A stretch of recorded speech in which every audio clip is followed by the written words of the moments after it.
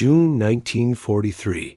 The transport ship rolled through Atlantic swells, its hold packed with 300 German prisoners, bound for a country they had been taught to despise. Below deck, 20-year-old Klaus Becker gripped the rail and waited for the America of propaganda-bombed cities. Starving civilians, a nation collapsing under the weight of war. Instead, when the harbor came into view, he saw something that would shatter everything he believed. The skyline rose impossibly tall and undamaged against the morning sky, and someone whispered what they were all thinking. This cannot be real. The journey had begun in North Africa. Klaus Becker, formerly of the 10th Panzer Division, had surrendered near Tunis in May 1943, along with nearly 250,000 other German and Italian forces. The Afrika Korps, once considered elite, invincible, had simply run out of everything. Fuel, ammunition, hope. When British and American forces closed the trap, resistance became pointless mathematics.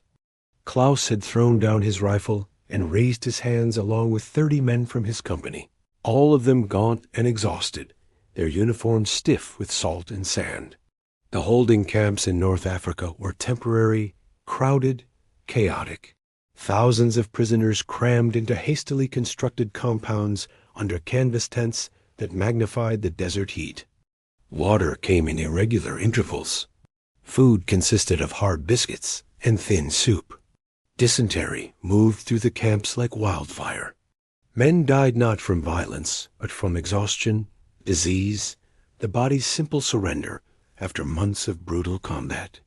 Klaus survived by becoming invisible. He kept his head down, followed orders, avoided the hardcore officers, who still believed victory was possible.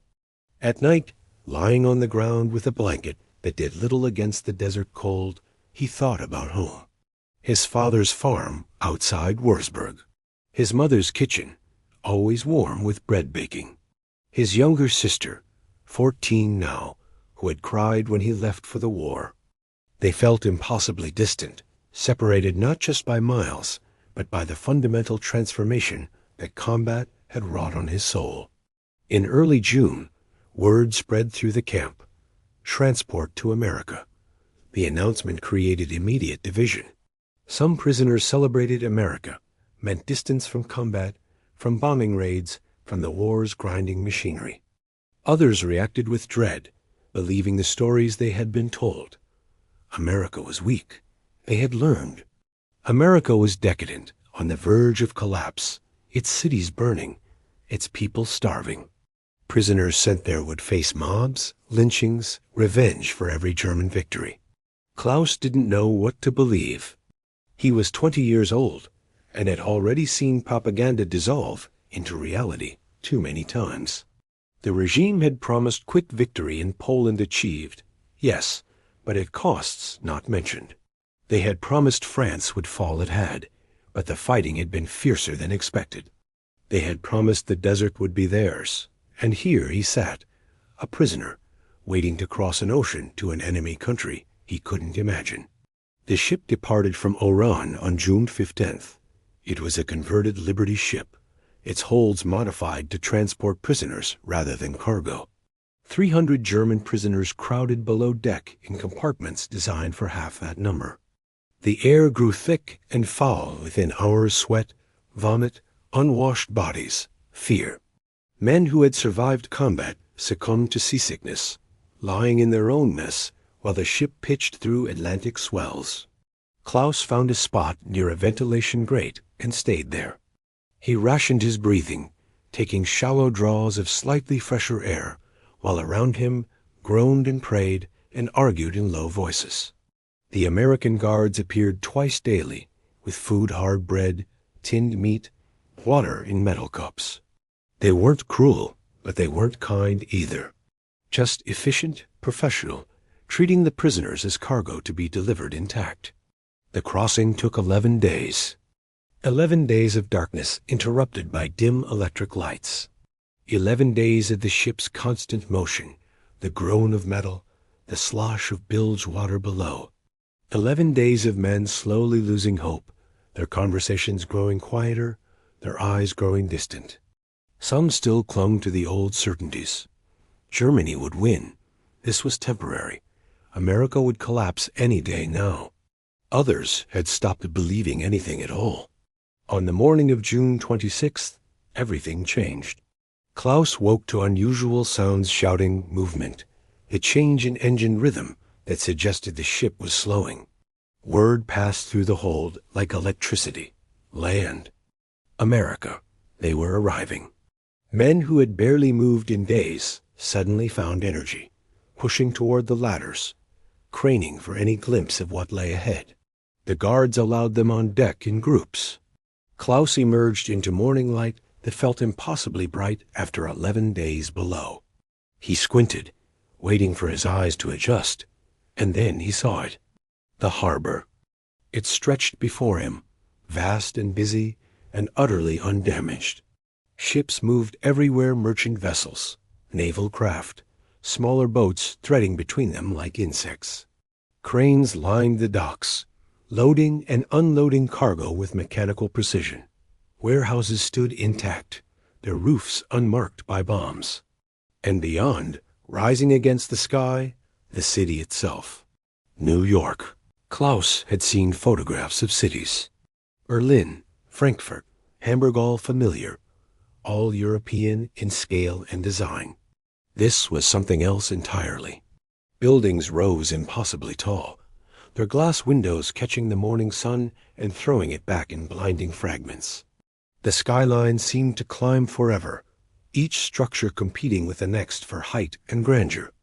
No bomb damage, no burned-out shells, no rubble-filled streets or collapsed facades. Someone behind him whispered in German, "This cannot be real." But it was real, undeniably real, and the realization moved through the prisoners like a physical force. They had been told America was weak, struggling, on the brink of collapse. Instead, they were looking at evidence of wealth and industry beyond anything they had imagined. The harbor alone handled more traffic than any German port. The buildings alone suggested resources that dwarfed European cities. Klaus felt something crack inside his chest. Not dramatic, not sudden, but a slow fracture in the foundation of everything he had believed. If they had lied about this, and clearly they had, what else was a lie? The whispered conversations around him suggested other prisoners were experiencing the same revelation. Men stared in silence, their faces showing confusion, anger, dawning comprehension. An American officer appeared on the deck, speaking through a translator. "You will be processed at Camp Shanks in New York State," the translator said. "From there, you will be transferred to permanent camps in various locations. You will be treated in accordance with the Geneva Convention. You will be fed, clothed, housed, and given work details appropriate to your rank. Any prisoner attempting escape will be shot. Any prisoner causing disruption will be disciplined. Otherwise, you will find your captivity ... bearable." The word bearable caused bitter laughter among some prisoners. They were still processing what they had seen. The harbor continued its busy operation around them, indifferent to their presence. The city rose behind it, testament to industrial capacity they had been told didn't exist. The cognitive dissonance was almost physical. Their training insisted this wasn't possible, but their eyes provided irrefutable evidence. The ship docked at a military facility. Guards organized the prisoners into groups of 50, moving them down gangplanks onto American soil for the first time. Klaus walked carefully, his legs uncertain after 11 days at sea, his mind still struggling with what he had witnessed. Around him, other prisoners looked equally disoriented, not from seasickness, but from the collision of expectation and reality. Processing took hours. They stood in lines that moved with bureaucratic slowness through a series of stations. First, their names recorded in thick ledgers, their ranks verified against German military records somehow acquired by American intelligence. And medical examinations cursory, but thorough enough to identify anyone requiring immediate treatment. Then delousing, showers with harsh soap, clean uniforms to replace the salt-crusted remnants they had worn since Africa. Klaus stood under hot water for the first time in months. He watched dirt and sand and old sweat circle the drain, felt muscles relax that had been tensed since capture. The simple luxury of it, abundant hot water, clean soap, time enough to actually get clean, struck him as almost obscene. They were prisoners. They had lost the war, or at least their part in it. Yet here they stood, treated better than they had been by their own army in the desert. The new uniforms were American-made, but marked clearly, PW in large letters. Prisoner of war. The designation was painted on the back of shirts, stenciled onto trousers. They were given boots, not new, but serviceable, and thin jackets against weather they couldn't yet imagine. Klaus dressed slowly, noting the quality of the fabric, the functionality of the design. Even the prisoner uniforms were better than what the regime had provided many units by 1943. From Camp Shanks, they were loaded onto trains. Not cattle cars, as they had been moved in North Africa. Not even simple freight cars. Actual passenger cars, with seats and windows and ventilation. American guards rode in separate compartments, armed but not oppressive. The prisoners sat in stunned silence as the train pulled out of New York, watching America pass by outside the windows. Klaus pressed his face to the glass and tried to understand what he was seeing. Farms, first neat fields, painted barns, livestock that looked healthy and abundant. Then small towns, their main streets lined with shops that appeared to be open and functioning. Cars moved on the roads, civilian vehicles in numbers that would have been impossible in wartime Germany. People walked on sidewalks, apparently unconcerned about air raids or shortages, or any of the privations that dominated European civilian life. The train stopped in a small Pennsylvania town for water. Local residents had gathered at the station, curious about the prisoners. Klaus expected hostility, angry faces, shouted threats, perhaps thrown stones. Instead, he saw mostly curiosity. Children stared wide-eyed. Women whispered to each other. A few men nodded grimly, but without obvious malice. One elderly woman even waved, just a small gesture that she quickly suppressed, as if embarrassed by the impulse. Hans Mueller, sitting beside Klaus, shook his head slowly. "They told us Americans would tear us apart," he said quietly. "They told us American cities were starving. American industry was broken. American spirit was defeated." He gestured toward the window. "Does any of this look defeated to you?" Klaus had no answer. The train continued through Pennsylvania, then Ohio, then Indiana. The landscape varied hills, then flat farmland, then small cities, but the pattern remained consistent. Abundance, industry, civilians, living apparently normal lives while their nation fought a war on multiple continents. The disconnect was almost impossible to process. By evening of the second day, they reached their destination, Camp Perry, Ohio. The camp sat on Lake Erie's shore, sprawling across acres of flatland. Barracks stood in neat rows, surrounded by chain-link fence and guard towers. It looked military, efficient, but nothing like the brutal camps Klaus had imagined. No machine gun nests every 50 meters. No barbed wire strung at throat height. Just functional security for a facility housing enemy prisoners. The camp commander addressed them through a translator. "You are prisoners of war," he said. "You will be treated according to international law. You will receive adequate food, adequate shelter, adequate medical care. You will be given work assignments, farming, construction, forestry. You will be paid for your labor in camp script that can be used at the canteen. You will be allowed to write letters home, subject to censorship. You will be allowed to receive packages, also subject to inspection. Escape attempts will result in severe punishment. Cooperation will result in fair treatment. We didn't start this war, but we'll end it properly." The speech was translated in sections, giving prisoners time to absorb each point. Klaus listened to the murmurs around him. Some prisoners remained defiant, muttering about the regime's inevitable victory. Others seemed cautiously relieved. A few appeared broken, their faces showing the hollow exhaustion of men who had simply stopped caring about anything beyond basic survival. They were assigned to barracks that evening. Klaus found himself in Barracks 7 with 49 other prisoners, mostly former Afrika Korps like himself.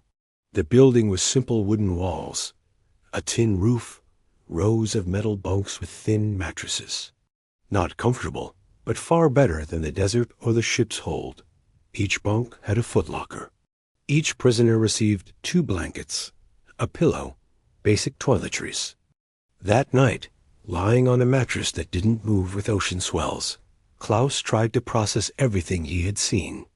The harbor, the skyline, the farms and towns and civilian abundance. The camp itself, which felt more like a military base than a punishment facility. Every detail contradicted what he had been told about America. Either the regime's propaganda had been entirely false, or somehow Germany had been fighting a war it could never win. The thought was too large to hold completely. He pushed it away, focused on immediate concerns. Food tomorrow. Work assignments. Letters home. Would they allow that? Could he tell his family where he was, that he was alive and safe? Would his letters reach Wurzburg? Or had American bombs destroyed his hometown like German bombs had destroyed English cities? Sleep came fitfully, interrupted by men coughing, shifting, muttering in dreams. The next morning began with breakfast. The prisoners were marched to the mess hall, a large building capable of seating 300. Klaus expected watery soup and hard-bread standard prison fare. Instead, he received a metal tray loaded with scrambled eggs, bacon, toast with butter, coffee with sugar, and cream available. The portions were generous. The quality was good. He sat at a long table and stared at the food. Around him, other prisoners were having the same experience. Some ate mechanically, not trusting the food to continue. Others ate slowly, savoring flavors they hadn't tasted in months. A few couldn't eat at all, their stomachs too accustomed to deprivation to handle sudden abundance. Klaus picked up a piece of bacon and bit carefully. The fat and salt exploded across his tongue, and something inside him broke. Not dramatically, but completely. He sat there, chewing bacon in an American prison camp, and understood with sudden clarity that everything he had believed was a lie. Germany wasn't winning. Germany couldn't win. The resources he was seeing, the industrial capacity implied by every detail, the simple fact that America could feed its prisoners better than Germany fed its own soldiers. Hans sat down beside him with a tray equally full. "They're not starving," Hans said quietly. "We're the ones who were starving." Klaus nodded, unable to speak past the lump in his throat. After breakfast, they were given work assignments. Klaus and 20 others were assigned to a nearby farm, leased by the army to provide fresh produce for the camp. They would work 6 days a week, 8 hours a day, supervised by American guards and the farm's owner. They would be paid 50 cents per day in camp scrip, not much, but enough to purchase small luxuries from the canteen. The farm lay 3 miles from camp, reached by truck. They drove through Ohio countryside that looked nothing like the battlefields Klaus had known. Everything was peaceful, orderly, abundant. Farms stretched across the landscape in neat squares. Livestock grazed in green pastures. The sky was cloudless and blue, unmarked by contrails or smoke. The farmer who owned the property was named Robert Harrison. He was 63, too old for military service, his son overseas fighting in Europe. He regarded the German prisoners with wary neutrality, not hostile, but not friendly. "You'll work the corn today," he told them through a translator. "You'll do what I tell you, when I tell you, how I tell you. No laziness, no sabotage. You work fair, you'll be treated fair." They worked. The labor was hard, but familiar to Klaus, who had grown up on a farm. Hoeing weeds between corn rows, the sun climbing higher and hotter as morning progressed. His muscles, weakened by months of poor food and inactivity, protested at every movement. But the work felt almost therapeutic, simple, purposeful, disconnected from war and violence and propaganda. At noon, Harrison brought lunch. Sandwiches, thick bread with ham and cheese, apples, cookies, lemonade in glass jars that sweated in the heat. He handed them out to the prisoners with no ceremony, just practical acknowledgement that workers needed food. "You got 15 minutes," he said. Then back to the corn. Klaus sat in the shade of a barn and ate his sandwich slowly. The ham was thick, the cheese was real, the bread was fresh. He tried to remember the last time he had eaten this well. Before the war? Before Africa, certainly. Maybe not since 1939, when rationing had begun and quality had slowly declined into quantity alone. A younger prisoner named Werner sat nearby, staring at his sandwich with visible confusion. "I don't understand," Werner said softly. "Why do they feed us like this? We're enemies. We were trying to conquer them just months ago. Why would they waste good food on prisoners?" Hans, sitting against the barn wall, answered without opening his eyes. "Because they have enough to waste. Because they re so rich, they can afford to feed their enemies better than we fed our own soldiers. Because we were fighting a country we never had a chance of beating." The words hung in the afternoon heat, undeniable and bitter. Work resumed, continued until evening. By the time they loaded back onto trucks, Klaus was exhausted, but also oddly satisfied. The labor had been honest. The treatment had been fair. No beatings, no curses, no deliberate cruelty. Just work, food, and return to camp. That evening, they were allowed to write letters. Each prisoner received paper, envelope, and pencil. They could write 1 letter per week, maximum 2 pages, subject to censorship. Anything about camp locations, military information, or critical of their captivity would be removed. Otherwise, they were free to communicate with family. Klaus sat at a rough wooden table in the barracks and tried to find words. "Dear Mother and Father," he began, "I am alive and safe in America. I was captured in Africa and transported here. I am being treated well. The food is good. The work is fair. Please do not worry about me." He wanted to write more about the harbor, the skyline, the farms, the cognitive dissonance of being treated decently by enemies.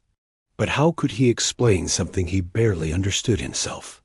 How could he tell his family that everything they had been told was a lie without suggesting disloyalty? How could he describe America's abundance without implying Germany's poverty? In the end, he kept it simple. "I miss you all terribly," he continued. "I think of home every day. I hope the farm is well and that you are all safe. Please give my love to Maria. Tell her I will return when this war ends. Until then, know that I am alive and that I remember you always. Your son, Klaus." He sealed the letter and handed it to the guard for inspection. The routine established itself over the following weeks. Wake at dawn. Breakfast in the mess hall, always abundant, always good. Work assignments, the farm for Klaus and his group. Lunch provided by Harrison, who gradually grew less wary as prisoners proved reliable. Return to camp by evening. Dinner. Free time to read. Write letters, play cards. Lights out at 10. It was, Klaus realized with strange discomfort, more structured and secure than his life had been in the German army. The cognitive dissonance never fully resolved, just became familiar. He was a prisoner, but ate better than he had as a soldier. He was an enemy, but was treated more humanely than many German civilians. He had lost the war, but found safety in defeat. The contradictions stacked up daily, wearing away at the foundation of everything the regime had taught. Other prisoners experienced similar revelations at different speeds. Some remained hardcore believers, insisting this was temporary, that Germany would rally and win. These men formed their own groups, met in corners of barracks, whispered about maintaining discipline and preparing for eventual liberation. The American guards watched them carefully, but allowed the gatherings as long as they didn't become disruptive. Others, like Klaus, simply stopped believing.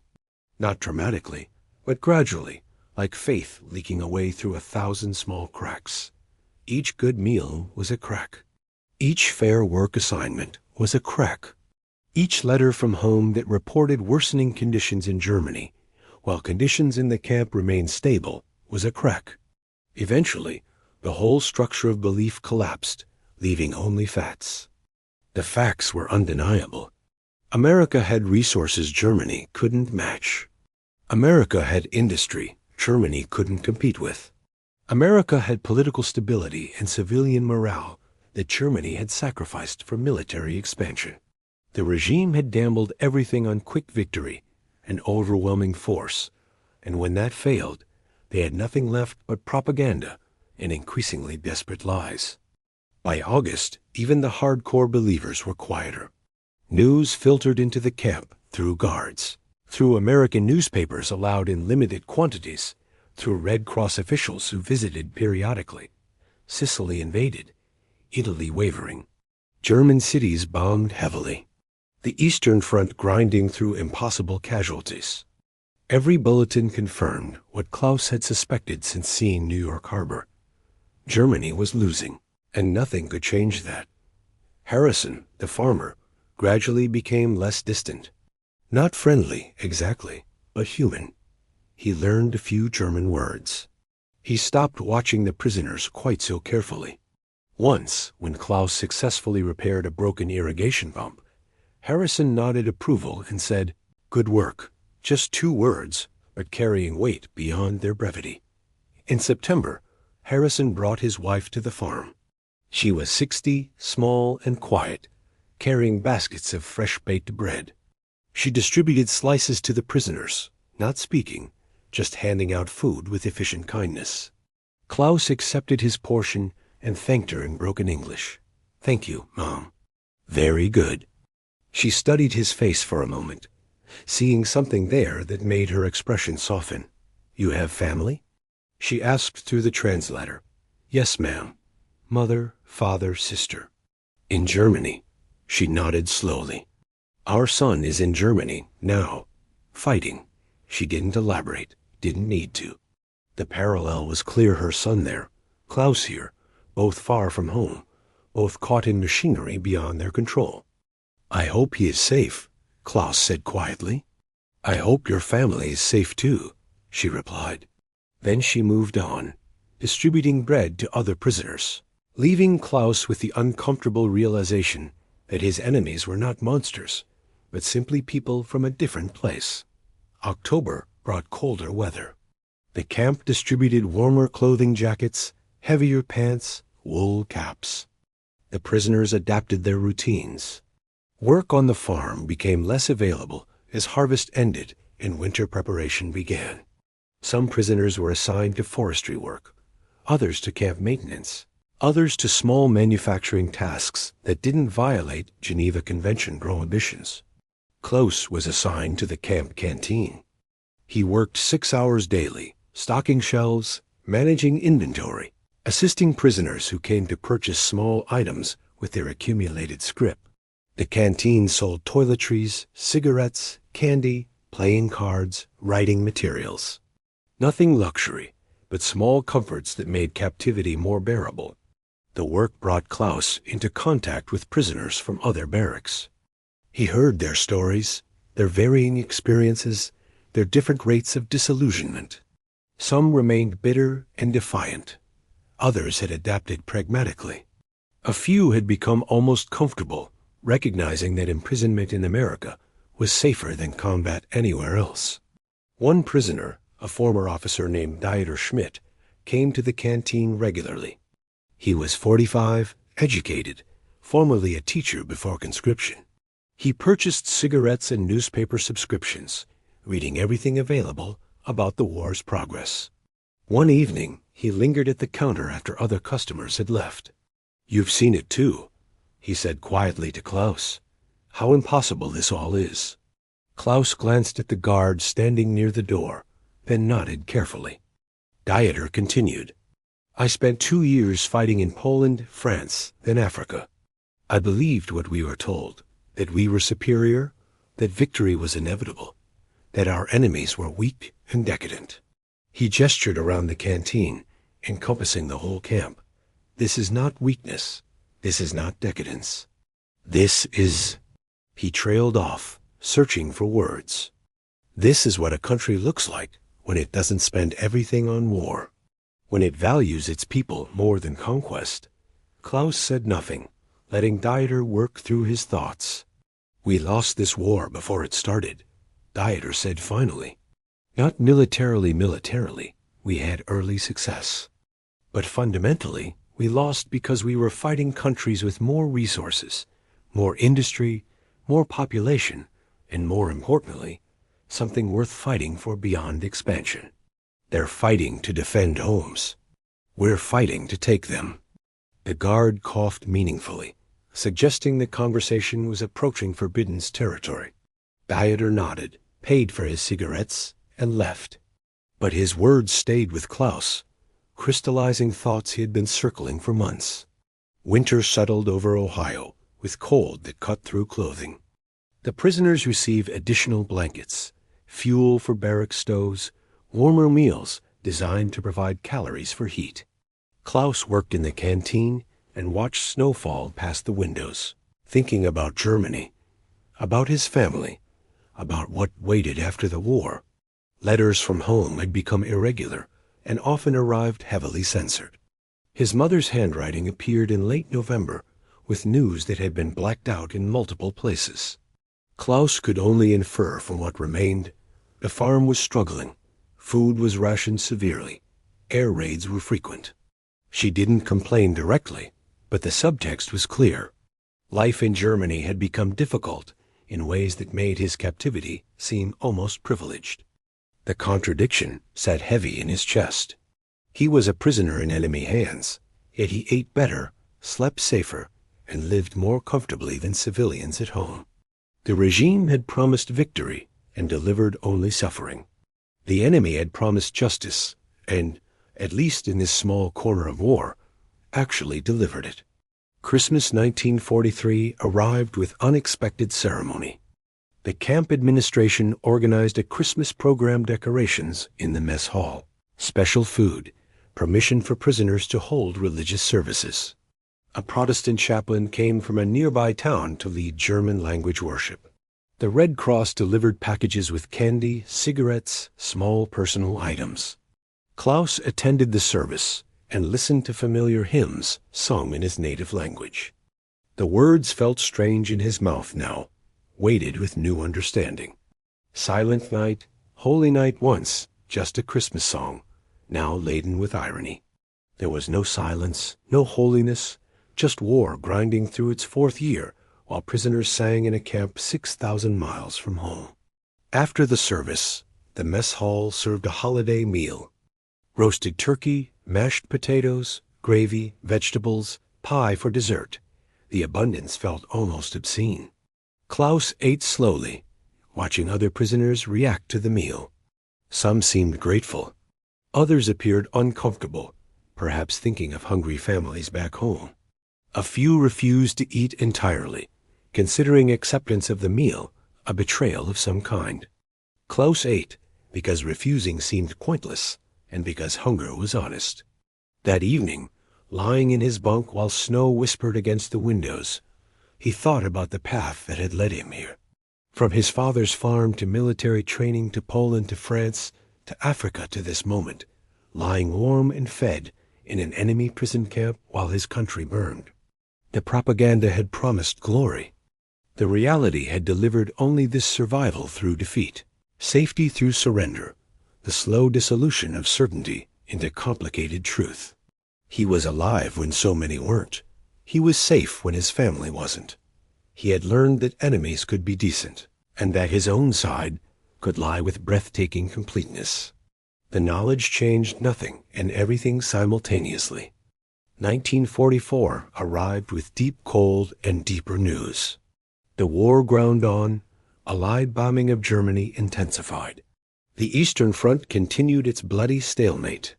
Italy had indeed switched sides.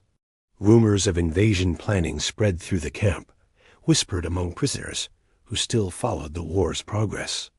Klaus worked, wrote letters, read what news was available, and waited. The waiting became its own strange existence. Not comfortable, but stable. Not free, but safer than freedom had been in uniform. Each day was like the previous work, meals, evening routine, sleep. The monotony was almost soothing after years of violence and chaos. In March, Harrison appeared at the camp requesting specific prisoners for spring planting. Klaus was among those selected, returning to the farm he had worked the previous year. The fields were still frozen, but preparation work began: equipment maintenance, barn repairs, fence mending. Harrison treated the prisoners with familiar efficiency, no longer wary, but not exactly friendly either. Just practical acceptance of useful labor. One afternoon, Harrison asked Klaus directly, "You know anything about tractors?" Klaus nodded. "My father has one. Had one. I worked on it many times." Harrison led him to a shed where an old tractor sat with a broken transmission. "Fix that, and I'll make sure you get extra scrip," Harrison said. "Parts are there. Tools are there. Don't hurt yourself or break anything else." Klaus worked on the tractor for 3 days. It was like being home, hands greasy with oil, mind focused on mechanical problems instead of existential ones. The transmission had 3 stripped gears that needed replacement. Klaus fabricated what he couldn't find, adapted parts that were close enough, and eventually got the tractor running again. Harrison tested it, driving in circles around the yard, gears shifting smoothly. When he returned, he looked at Klaus with something approaching respect. "That's good work. Real good work." He handed Klaus an extra $1 in scrip. "You keep doing work like that, we'll get along just fine." It was a small moment, but felt significant. Klaus had proven himself valuable, demonstrated skill, earned something like approval from an enemy.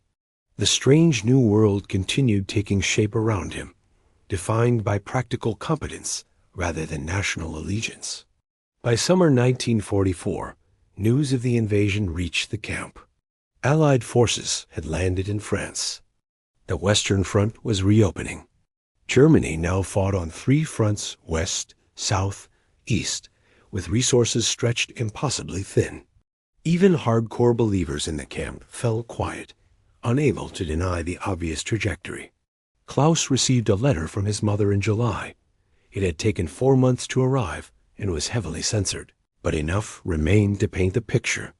The farm was abandoned. Labor shortages made it impossible to work properly. They had moved into town, living in an apartment with his aunt's family. Food was scarce. Air raids came frequently. His sister had been conscripted for war work in a munitions factory.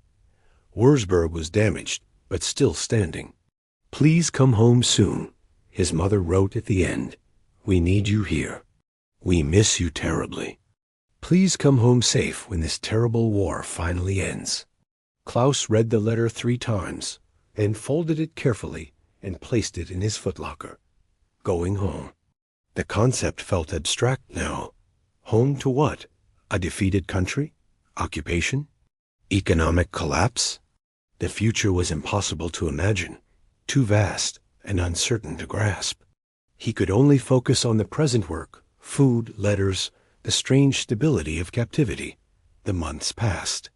Summer heat gave way to autumn cool.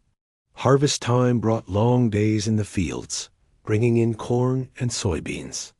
Harrison's son returned from Europe, wounded but alive, and visited the farm once. He looked at the German prisoners with complicated expression. They were enemies, but they had kept his father's farm running while he was gone. Winter returned, the cycle completing. Klaus worked in the canteen again, watching new prisoners arrive from the European theater. They brought news of the war's final stage, Germany retreating on all fronts, cities destroyed, infrastructure collapsing.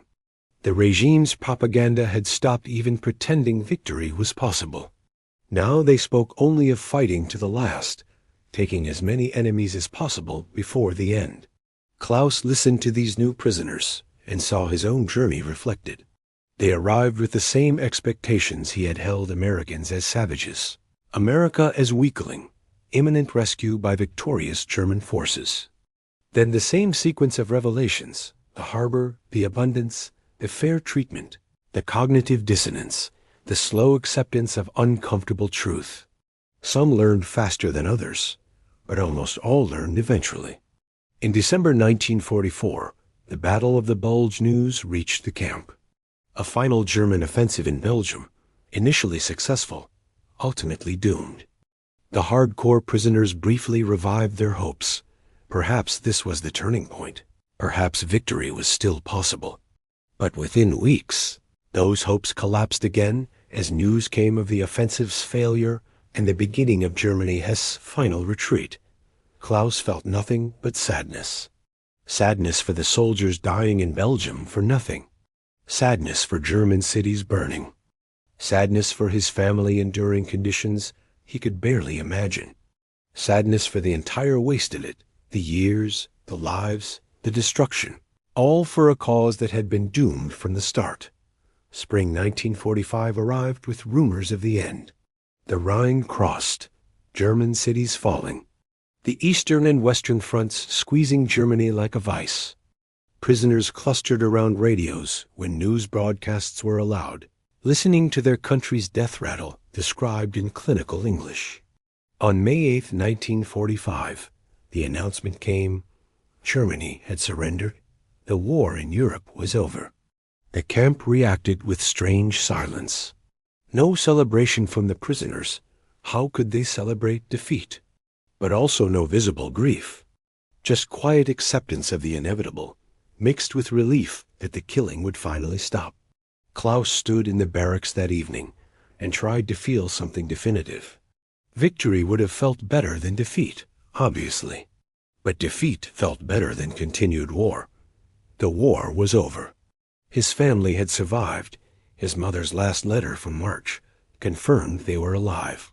He was alive. Millions weren't, but he was, and that counted for something. The question now was, what came next? The answer took months to emerge. Prisoners would remain in American camps until repatriation could be organized. Germany was occupied, divided, undergoing denazification. Returning prisoners would face screening, questioning, verification. Some, particularly former officers and political operatives, would face longer detention. Others would be released to begin rebuilding. Klaus worked and waited. The canteen continued operating. Life in camp remained stable. Letters from home came more regularly now that mail services were being restored.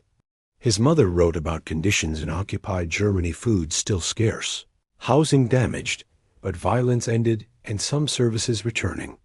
His sister had returned from factory work. They had reclaimed the farm and were trying to plant, though equipment was scarce and labor shortage remained critical. "We need you home," his mother wrote again. "Please come as soon as they allow." The screening began in July 1945. Each prisoner underwent extensive interviews. Political affiliation, military service details, involvement in specific operations, knowledge of particular activities. The Americans were thorough, using captured German records to verify claims and catch lies.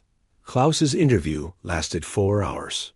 He answered honestly conscripted in 1941, infantry training, service in Poland, France, then Africa. No party membership beyond Hitler Youth as a teenager, which had been mandatory. No participation in activities beyond normal combat operations. No knowledge of anything except basic military service. The interrogator, a captain named Morris, studied him carefully. "You seem to have adapted well to captivity," Morris observed. Klaus considered his answer. "I adapted to reality. I was taught things that proved untrue. Coming here showed me the truth. That's all." Morris made notes. Do you intend to return to Germany? It's my home. My family is there. And politically? What will you do in occupied Germany? Farm, Klaus said simply. Rebuild my father's farm. Help my family. Live quietly. I've seen enough politics and war for one lifetime. Morris nodded slowly, made more notes, then closed the file. You'll be cleared for repatriation, probably within 6 months. Continue current routine until notified. 6 months became 8. Klaus continued working, writing, waiting. Other prisoners left in groups, loaded onto trains bound for ships bound for Europe. The camp's population slowly declined. Barracks emptied. The routines continued with fewer participants. In February 1946, Klaus's name appeared on a repatriation list. He had 10 days to prepare, receive final pay, collect belongings, write final letters. Harrison came to the camp to say goodbye, bringing a letter of reference stating Klaus was a good worker, honest and skilled. It might help with occupation authorities, Harrison said. Might help you get started again. Klaus thanked him, shook his hand, and felt the strange weight of gratitude toward an enemy. The journey home reversed the journey to America. Trained to New York, processed at Camp Shanks again, loaded onto a transport ship. Klaus stood on deck as the ship left harbor, watching the skyline recede. The same skyline that had shattered his certainties nearly 3 years earlier. It looked the same tall, undamaged, prosperous, testament to resources and industry that had won the war before the first shot was fired. The Atlantic crossing took 12 days. Klaus spent much of it on deck when weather allowed, watching the empty horizon and thinking about what came next. Germany would be different occupied, damaged, transformed. His life would be different. No more war, but also no more youth or innocence or simple certainties. He was 23 years old and felt ancient. The ship docked at Bremen in March 1946. Klaus disembarked into a Germany he barely recognized. The port was functional, but showed everywhere the marks of bombing. Buildings stood as hollow shells, their windows empty, their walls scorched. Debris had been cleared from streets or remained piled in vacant lots. People moved through the ruins with faces that showed exhaustion and grim determination. This was the Germany he had fought to defend. This was what his sacrifice and suffering had purchased: defeat, occupation, destruction, the need to rebuild from rubble. He carried his small bag and Harrison as letter of reference and walked into the ruins with no certainty, except that he would survive, because surviving was what he had learned to do. The train to Würzburg took 2 days. Routes were still damaged, requiring detours through functional track. Klaus rode with other returning prisoners, all silent, all processing their first sight of home in years. The countryside showed war's passage in destroyed bridges, burned villages, abandoned military equipment slowly rusting in fields. Würzburg appeared different than Klaus remembered. The town center was heavily damaged medieval buildings reduced to rubble, churches roofless, familiar streets unrecognizable. But his family's farm, on the outskirts, had survived relatively intact. The barn was damaged, fields overgrown, equipment broken, but the house still stood. His mother opened the door and saw him. For a moment, she just stared, as if unable to believe he was real. Then she pulled him inside with strength he didn't know she possessed, hugging him so tightly he could barely breathe, crying into his shoulder with sounds that contained 3 years of worry and relief and joy. His father appeared, older and thinner, walking with a limp Klaus didn't remember. His sister was taller now, 17 instead of 14, her face showing the transformation from child to adult that war had accelerated for everyone. They sat in the kitchen, the same kitchen Klaus had remembered during long nights in camp, and talked until dawn. Klaus told them about Africa, about capture, about the journey to America. He told them about the harbor and the skyline, and the cognitive dissonance of being treated fairly by enemies. He told them about the farm in Ohio, about Harrison and his family, about learning that propaganda was just propaganda and truth was complicated. His parents listened with expressions that showed they understood, that they too had learned difficult lessons about reality versus promises.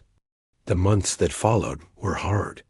Rebuilding the farm from near nothing, working with broken equipment and scarce resources, navigating occupation bureaucracy, proving they weren't hardcore supporters of the regime, obtaining permits and rations, and the countless permissions required for simple daily life. Learning to live in defeated Germany, which meant accepting occupation, accepting blame, accepting transformation. But Klaus had learned adaptation in an American prison camp. He worked systematically, using Harrison's letter of reference to prove competence to British occupation authorities. He repaired equipment with skills learned fixing Harrison's tractor. He maintained the same routine that had sustained him in Ohio work, meals, evening quiet, sleep. Slowly, season by season, the farm recovered. In 1948, Klaus married a girl from town whose family farm had also survived. They worked side by side, combining resources and labor. Children came, 3 eventually, born into a Germany transformed by defeat into something new. Klaus told them stories about the war, about America, about what he had learned when expectation met reality. In 1952, Klaus received a letter from Ohio. Harrison wrote that his son had fully recovered, that the farm was prosperous, that he remembered Klaus and the other prisoners who had helped keep it running. He enclosed photographs, the farm, the barn, the tractor Klaus had repaired, which still ran fine. He asked how Klaus was doing, whether the farm in Germany had recovered, whether life was returning to normal. Klaus wrote back. The correspondence continued sporadically for years. 2 farmers on opposite sides of a war that had ended, maintaining connection because war's end didn't erase shared experience.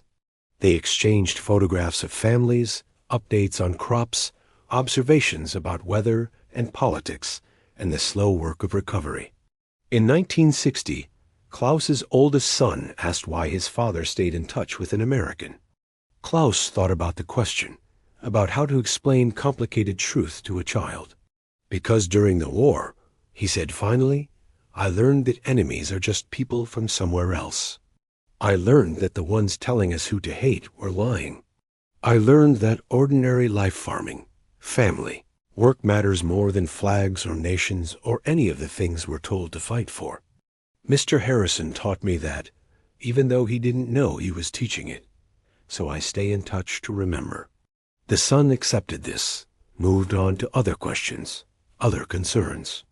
Klaus returned to his work, to the ordinary miracle of living in peace. The years passed quietly. The farm prospered.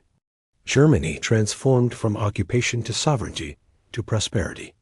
The war receded into history, becoming story, becoming memory, becoming lesson for new generations who would hopefully learn without repeating.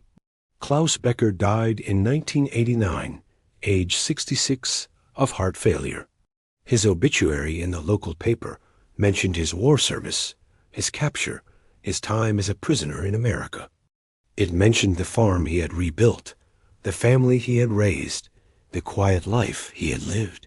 It didn't mention the cognitive dissonance of seeing New York Harbor, the slow dissolution of propaganda into truth, the complicated gratitude toward enemies who had treated him decently. But his children knew these stories. They preserved his letters from America, Harrison's photographs, the strange artifacts of a time when their father had learned that the world was more complicated than he'd been taught. They told their own children about the farm in Ohio, about the tractor repair, about the lesson that enemies are just people, and that ordinary decency transcends national hatred. The lesson didn't end the world's wars or hatred, but it persisted, small and stubborn, in the lives of people who had learned it personally.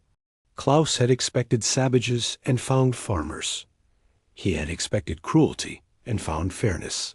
He had expected a collapsing nation and found abundance. The expectations were lies. The reality was complicated. The truth was that ordinary people on both sides just wanted to survive, to work, to live. That truth, learned in a prison camp in Ohio, sustained Klaus Becker through 43 years of post-war life. It was enough.